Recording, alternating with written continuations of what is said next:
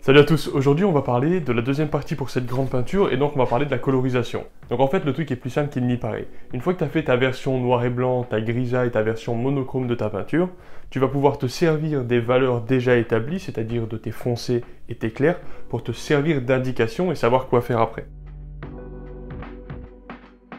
Lorsque tu commences une peinture comme ça, tu vas avoir en fait deux choix. Ou tu vas pouvoir commencer à faire des glacis, ça veut dire des couches de peinture transparentes qui vont en fait apporter une teinte à ta peinture noir et blanc, ou alors tu vas pouvoir juste recouvrir complètement en couleur. Les deux techniques comportent en fait des avantages et des inconvénients. Là j'ai commencé par placer un glacis rouge sur les montagnes qui sont au fond et puis un glacis un peu jaunâtre sur le ciel. Et c'est plus histoire de me mettre dans le bain qu'autre chose puisque finalement je vais très vite passer à de la peinture opaque. De façon générale, quand tu vas appliquer de la couleur sur ta peinture, tu vas te poser plusieurs questions. D'abord, tu vas te demander ce que tu veux que ce soit plus ou moins foncé. Tu peux faire des modifications au fur et à mesure de l'addition de la couleur par rapport à ta grisaille, mais ça c'est pareil, il faut juste en être conscient avant. Donc lorsque je vais ici commencer par mon ciel et commencer par le bleu du ciel, je vais faire très attention d'avoir un bleu qui soit pas trop saturé, pas trop vif, pas trop extrême, et également d'avoir un bleu qui soit proche d'un point de vue de la tonalité avec le gris que j'avais déjà établi. Ça veut dire qu'entre ma version noir et blanc et ma version bleue, le bleu en fait n'est ni plus foncé ni plus clair. Peut-être il l'est un petit peu, c'est pas forcément toujours facile de trouver la teinte qui correspond à la bonne valeur, mais mon but en tout cas c'est de me rapprocher le plus possible de la bonne valeur. Ça veut dire du bon mix foncé clair que j'avais déjà décidé avant. Petit à petit, lorsque je continue de recouvrir certaines zones, je vais constamment me poser les mêmes questions. Est-ce que je veux que ce soit plus foncé, plus clair? Est-ce que je veux que ce soit chaud ou froid? Et ensuite seulement tu peux te poser les questions, est-ce que tu veux que ce soit plus orange, jaune, violet, bleu, rouge, vert, etc. Sachant que lorsque je dis rouge, bleu, vert et tout, il ne s'agit pas vraiment de couleurs extrêmes, il s'agit plutôt d'une direction à prendre dans la roue des couleurs pour arriver à faire quelque chose qui se ressente bien. Par exemple, mes nuages ici, ils sont en fait plutôt violets, mais c'est un violet extrêmement léger, très ténu. Ça aussi, c'est plutôt jaune, mais c'est un jaune extrêmement léger, très désaturé, très ténu aussi. Si je prenais par exemple la saturation totale de ces couleurs sur un logiciel, ça donnerait ça, et tu peux voir que ça ferait quelque chose de vraiment pas naturel en fait. Au fur et à mesure que tu rajoutes tes couleurs, s'il y a des endroits que tu penses être plus jolis par transparence et non pas en recouvrant à 100%, ben n'hésite pas, c'est pas du tout un problème, tu peux tout à fait cumuler les deux. Donc là on peut voir que j'utilise une peinture beaucoup plus rouge avec beaucoup plus de terre de sienne brûlée dedans, avec beaucoup plus d'ocre jaune également. On peut voir aussi que je vais foncer un petit peu ce que j'avais fait auparavant, et tu peux voir clairement que la pâte avec laquelle je recouvre ma grisaille est à la fois plus saturée en couleur et à la fois plus foncée. Ça c'est une décision que tu prends, comme j'ai dit avant, tu te poses les questions dans le bon ordre. Et sur cette peinture là, je ne vais pas avoir un rendu très poussé, il ne va pas y avoir énormément de détails. Ça veut dire qu'à chaque nouvelle couche de peinture que je vais faire, je vais raffiner mes valeurs, raffiner mes couleurs, etc. Mais je ne vais pas augmenter la quantité de détails.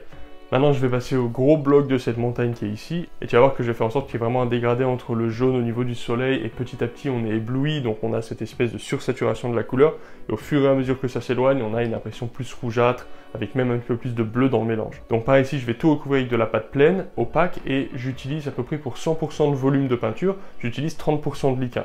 Donc j'ai ma petite palette, mes peintures d'un côté, mon tas de liquin de l'autre, et avec mon pinceau, je pioche un petit peu dans les deux, et puis je fais en sorte qu'il y ait à peu près 30%. Donc comme tu peux voir au fur et à mesure que la peinture se développe, je vais quand même prendre des libertés d'un point de vue tonal par rapport à la grisaille que j'avais fait avant. Autrement dit, ma version noir et blanc terminée et ma version couleur terminée n'ont pas les mêmes valeurs tonales. Ça veut dire que j'ai modifié la version noir et blanc dans mes couleurs.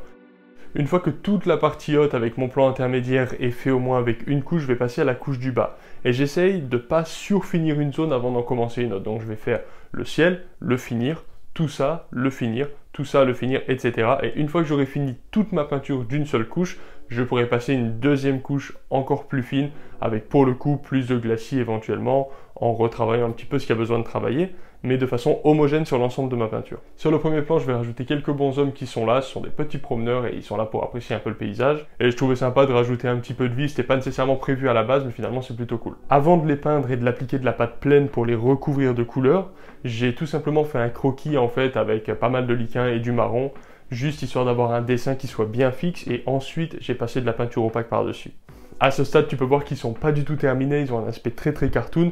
Je vais attendre que ça sèche et petit à petit, je vais passer des glacis marrons par-dessus pour que ça fonce bien, des glacis marron noir. Et donc, je vais approfondir toutes mes couleurs de cette façon, puis rajouter dans mes zones de lumière de la pâte plus opaque, plus lumineuse. Et comme ça, en faisant un espèce de ping-pong entre glacis très foncé et puis pâte opaque lumineuse, je vais faire ressortir les contrastes de mes personnages. C'est aussi un processus que je vais appliquer sur d'autres zones de la peinture, notamment ici sur les roches, où une fois que j'ai passé déjà une couche de pâte pleine, au lieu de continuer à rajouter constamment de la pâte pleine, je vais passer plutôt des couches de glacis très foncées pour faire ressortir mes contrastes avec plus de facilité. À chaque fois que tu passes une couche de peinture, tu te reposes exactement les mêmes questions des valeurs. Est-ce que tu veux que ce soit plus foncé, plus clair? Par exemple, là on voit que je rajoute une ligne de lumière ici sur mon plan intermédiaire, qui va être beaucoup plus clair que ce que j'avais voulu avant. J'ai envie de faire ressortir un contre-jour.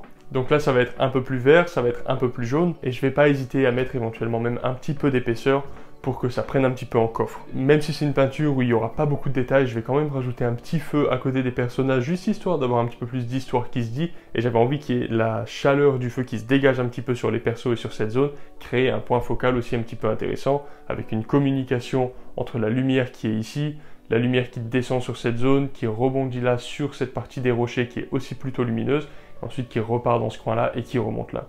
On a une espèce de communication tonale au fur et à mesure de la peinture qui, normalement, en tout cas je l'espère, va pouvoir donner quelque chose d'agréable à regarder.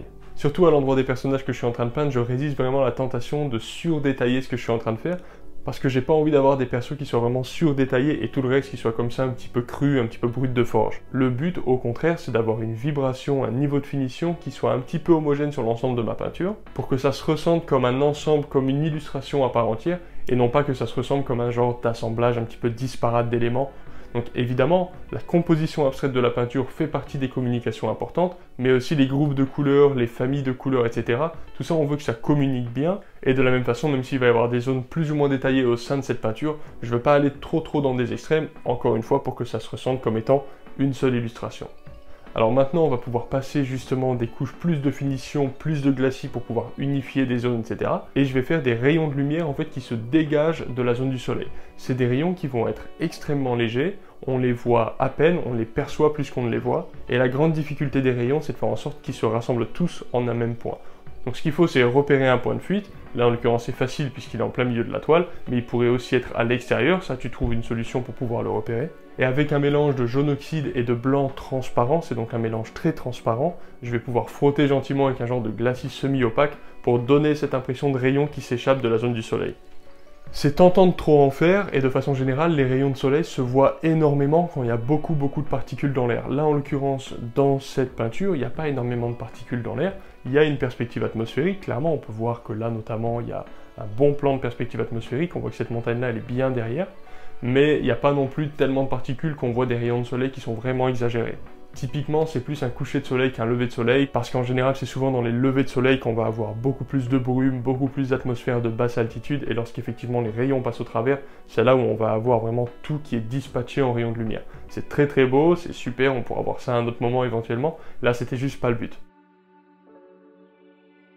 Et plus tu avances dans ta peinture, plus tu passes de temps à réfléchir au processus et pas vraiment à peindre. C'est un peu moins fun que de commencer un nouveau projet peut-être, mais c'est là où justement je vais pouvoir faire des dégradés grâce à des glacis plus subtils d'une zone à l'autre de ma peinture, éventuellement rajouter aussi des brumes de basse altitude ici, je vais pouvoir peut-être rajouter un petit peu plus de saturation dans le jaune du ciel, peut-être retravailler un petit peu les blancs aussi au niveau de la lumière, ce genre de choses.